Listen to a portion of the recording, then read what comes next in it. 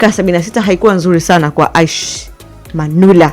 Kadi nyekundu inamuondoa mchezoni golikipa huyo wa Azam FC Air Manula, na natamani kwanza tuanze na mchezo then baadaye tuzungumzie tukio la Aish mwenyewe. Ilikuwa ni tukio ambalo lilisababisha madhara gani na kwa nini maamuzi yamenyoka kwamba inastahili kuwa ni kadi nyekundu. Tuanze na mchezo kwanza. TRA 1 Azam FC mabao 2. Itakuwa ni alhamdulillah kwa Etienne Ndairagije kwa sababu amefungwa 2-1. Watu wanaweza kaja wakajadili mechi Benge, inaweza kumpa credit kwamba pamoja na kwamba wachezaji wamefanya hivyo. Unajua kuna kadi nyekundu ambayo tunakulaumu wewe kwamba sasa kwa nini ulifanya vile. Lakini kuna kadi nyekundu ambayo umeinusuru timu na timu imepata matokeo ya msingi. Nafikiri kwangu Aish Manula alikuwa shujaa regardless ya kwa atakosekana kwenye michezo ijayo, lakini Azamu wana nani? Wanaye Zuberi Foba na wanaye Khamis, bado wanaweza kaendelea kufanya vizuri kwenye eneo la golini. Kwa hiyo Manula jana amekuwa shujaa kwa Azamu. Sahihi kabisa. Hayo ni kwake Nazareth Upete hapa ndani ya bao la asubuhi. Kwako tuandikie hapa YouTube, mimi nitakuja kuyasoma live. Kumbuka zimesalia dakika 3 tukatoe fedha kiasi ni shilingi 300 za Kitanzania. Nenda kwenye menu yako ya malipo, fuata maelekezo unayopewa sasa na Nation Mombani. Ukifika kwenye menu ya malipo utatakiwa kulipia bill, na hapo unachagua kuweka namba ya kampuni au namba ya biashara ambayo ni 3211. Ni kweli kwamba baadhi ya timu kama TRA, JKT kuna nyakati wanapambana, wanafanya vizuri kwenye ligi alafu uti wa mgongo wa timu unakosekana. Wakipambana kwa muda mrefu ule uti wa mgongo unakosekana. Inakuwa ni matokeo ambayo hayana consistency. Timu nyingi hasa hizi ndogo kuwa na consistency ni changamoto kwa upande wao, na inatokana na sababu nyingi. Kuna timu ambazo huwa zinaondokewa na wachezaji wake muhimu mwanzoni au mwishoni mwa msimu, lakini au hata katikati ya msimu. Kwa mfano kama JKT msimu uliopita wakati wanaanza waliondokewa na Wilson Nangu pamoja na Yakubu Selemani. Msimu huu ameondoka Saleh Karabaka, miongoni mwa wachezaji ambao walikuwa na mchango mkubwa kwenye timu. Lakini replacement mnazofanya ni zipi? Kwa ni ngumu, tofauti na timu kubwa Yanga, labda Azam au Simba, unakuta wao mara nyingi wamekuwa wakifika top 3. Lakini JKT leo unamuona nafasi ya 10, msimu ujao utamkuta nafasi ya 7, msimu unaokuja anashuka tena au anapanda. Hawana consistency kwa sababu ya aina ya sajili, lakini aina ya wachezaji ambao wanakuwa nao. Benchi la ufundi linaweza kuwa lile, lakini wachezaji ambao unafanya nao kazi msimu huu wakibadilika, msimu unaokuja wakiwa na uwezo mdogo, ni ngumu mwalimu kukupa kile ambacho alikupa msimu uliopita. Na hiyo ndio changamoto ya timu nyingi. Wachezaji wamekuwa hawadumu kwenye timu. Hata kwa mfano kwa Pamba msimu huu na wao wameondokewa na wachezaji wao wengi ambao walikuwa kwenye kikosi cha kwanza msimu uliopita na walikuwa ni wachezaji muhimu. Abdul Majid Mangalo ameenda Mashujaa, Mwashinga ameenda Singida, Yona Amos Singida, Kevin Nation Simba, Matthew Tegis Singida. Wachezaji 5 wa Pamba wameondoka, alafu replacement zao hazifikii ubora wa wale. Kuna namna Moses ukimuuliza lile swali analijibu kiujanja, anajibu kama afisa habari. Anajibu kama afisa habari, anakuambia sisi tunaangalia mahitaji ya timu, hatuangalii replacement kwamba huyu akitoka huyu lazima aingie huyu. Lakini kiuhalisia ile ni replacement tu ambayo lazima iwe bora kuliko alioondoka ili ufanye vizuri kuliko msimu uliopita. Sawa, tunaenda kwenye dunia mpya Jebate na Raha. Tukirudi hapa National tatuambia ilikuwa ni ngumu kiasi gani hapa ndani.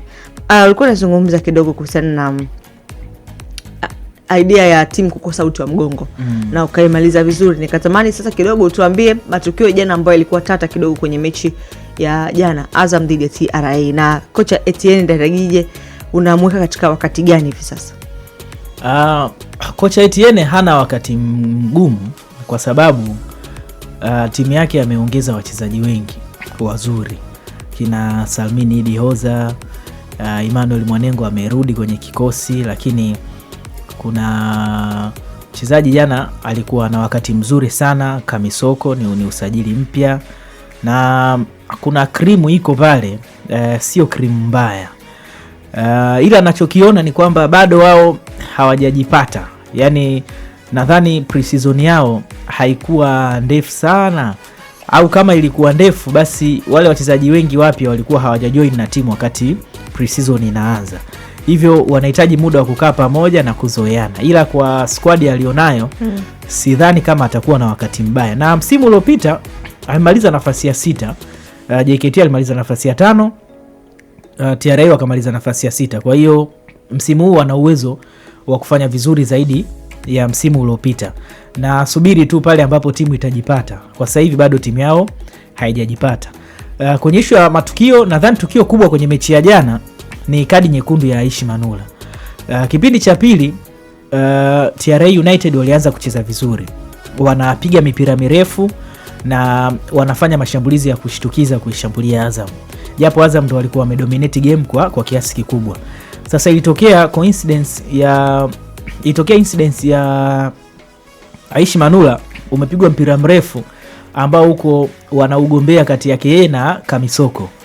Wakati wanakwenda Aishi Kamisoko alikuwa tayari kashaupata mpira, halafu yeye wakati anapigwa chenga, Aishi moja kwa moja alikwenda kumchezea foul Kamisoko na kuzuia shambulizi ambalo lilikuwa linaelekea kuwa goli. Kwa hiyo pale inahesabika ni deny of opportunity to score. Kwa hiyo manake amezuia nafasi ya mtu kufunga, na yeye ndo alikuwa mchezaji wa mwisho. Kwa hiyo amepewa kadi nyekundu ya moja kwa moja dakika ya 76. Ni kadi nyekundu ya halali kabisa, na ile tunaita one for the team, yani ile ni tactical foul ambayo ameifanya kwa sababu anakwenda kuiokoa timu yake. Kama asingecheza ile foul wangerudishiwa bao, na wangerudishiwa bao mechi ingekwisha. You never know, mechi ingeisha 2-2 au wange struggle sana kupata bao jingine la ushindi, au ndo ingewapa energy TRA na kuongeza bao la 3. Kwa hiyo alichokifanya pale ni kitu kikubwa sana ambacho kinakwenda kuiokoa timu yake. Azam FC bado hawana, na wao sio kwamba wana timu mbaya, lakini naona na wanahitaji bado wanamhitaji sana Faisal kwenye timu yao. Ni mchezaji ambaye amekuwa muhimu sana tangu amejiunga Azam msimu wa 2023-24 ukiwa ndo msimu wake wa kwanza, amekuwa na mchango mkubwa sana kwenye timu. Kwa hiyo Azam FC bila Faisal kuna namna huwa wana struggle, lakini kwa jana walifanikiwa kutengeneza nafasi nyingi. Bado hawakuwa clinical kwenye kuzitumia. Wamesajili washambuliaji wapya ambao tunasubiri tuone kama watawaka na wataongeza makali kwenye safu yao ya ushambuliaji. Sawa, na huyo ni Nation Mwambande hapa ndani ya Bao la Asubuhi, na tazama na kusikiliza Kamba tena live asubuhi ya leo. Sasa tunaondoka hapo, tunaenda kwa Young Africans, lakini sasa tuungane na Tanlink Medical Tourism Agents. Wana nini hawa na nini ambacho sasa, na binafsi sikutarajia polisi wangeanza hivi kwenye ligi kuu soka Tanzania bara, especially wao wametoka kwenye championship. Nafikiri kinachoshangaza hapo sio polisi kushinda. Kinachoshangaza hapo ni JKT namna anavyoenda. Na the big story ni kwa sababu JKT wanaye Ahmad Ali. That is a difference. Lakini kwangu naweza nikaanza kuelewa kidogo. Polisi wamebadilisha sana timu. JKT wamebadilisha sana timu yao. Sana tu. Yaani kuna kundi kubwa la wachezaji ambao wameingia kwenye timu ni wachezaji wapya, na pengine wanahitaji muda kidogo ili kuweza kukopa na mazingira. Lakini sasa unaenda kukopa na mazingira kwenye eneo gani, na utakuwa na nani na nini ambacho utakuwa nakifanya? Hilo ndio swali ambalo linabaki tu kwa upande wao. Bahati nzuri kwenye ligi yetu JKT anaweza kamaliza kwenye 5 bora. Licha ya hivyo alivyoanza. I can not predict vibaya, lakini hata mechi ijayo dhidi ya Yanga wanaweza kapoteza pia. Kweli? Yes. Mechi ijayo wanacheza na Yanga. Kwa nini JKT wana hali hii? Wana timu mpya, kundi kubwa la timu yao ni jipya kabisa. Nikupe mfano wa kikosi kilichoanza jana. Nilikuwa najaribu kupitia hapa jana wakati wanacheza. Nitakupa mfano hapa. Namba utanistahimili kwa sekunde. Hakuna neno. Kwenye ukurasa wa bodi ya ligi ambao ndio walikuwa wameweka vile vikosi. Kikosi cha JKT kilikuwa na maingizo mapya kadhaa.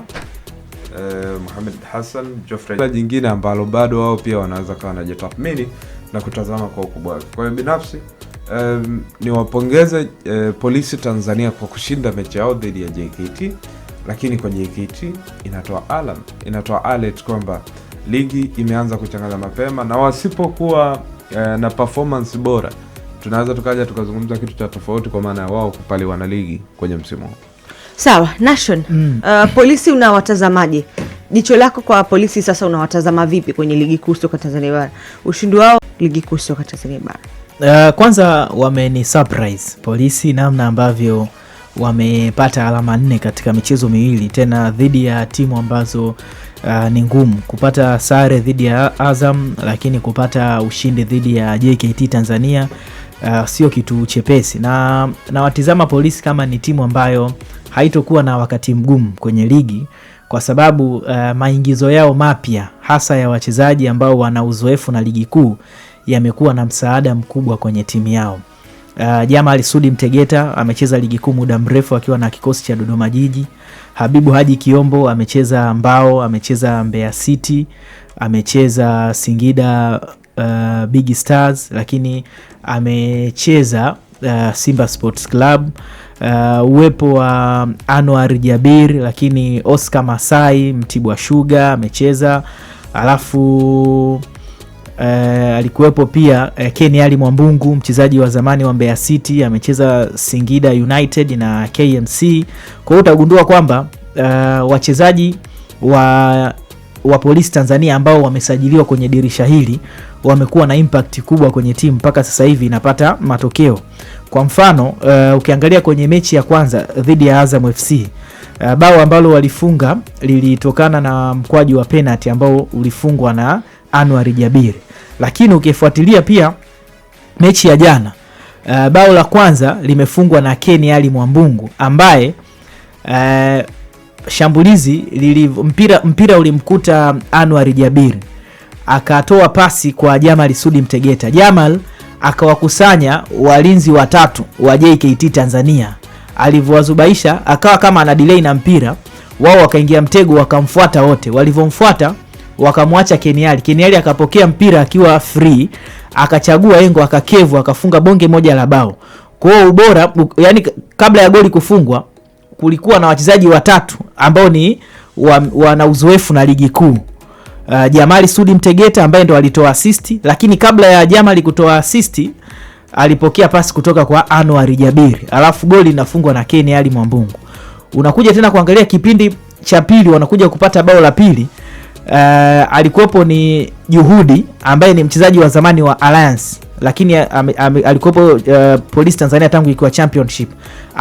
Wamefanya high pressing, JKT wamepoteza mpira katika eneo lao.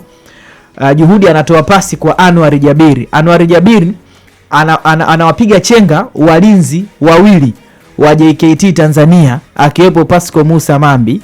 Baada ya kuwapiga chenga, anatoa pasi kwa Habibu Haji Kiombo. Habibu ana receive mali akiwa peke yake, anakuwa na utulivu mkubwa, anapiga mpira mwepesi tu ambao unaingia langoni.